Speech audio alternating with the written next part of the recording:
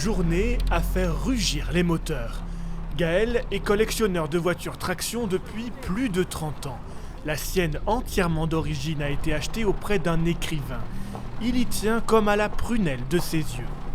Il l'avait dans un prieuré et puis cette voiture ne bougeait plus, il n'arrivait plus à trouver quelqu'un pour lui réparer et tout. Et moi j'étais intéressé, surtout que c'était une authentique. Il y avait tous les numéros qui correspondaient, le numéro boîte, le numéro moteur, tout ça correspondait à l'attestation Citroën. Donc je me suis porté acquéreur de cette voiture. Symbole des années folles, la voiture à traction était avant-gardiste sur son temps. Beaucoup de ses caractéristiques sont encore utilisées aujourd'hui. Les amateurs de la mécanique et de l'esthétique s'y retrouvent, peu importe leur âge. Toutes les générations de voitures anciennes ont leur public.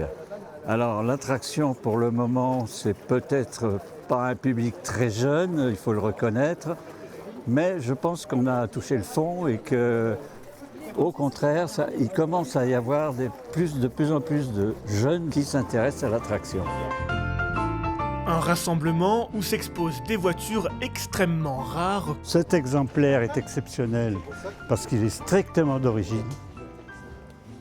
Tout, mécanique, peinture, rien n'a été refait.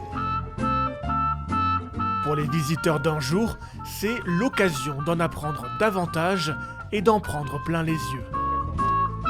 Content de voir ces vieilles voitures et puis des gens passionnés. Et voilà. Et dans ce village en plus du Bournat où il y a tous les anciens métiers, voilà, c'est une ambiance particulière. 120 voitures étaient présentes pour autant de collectionneurs.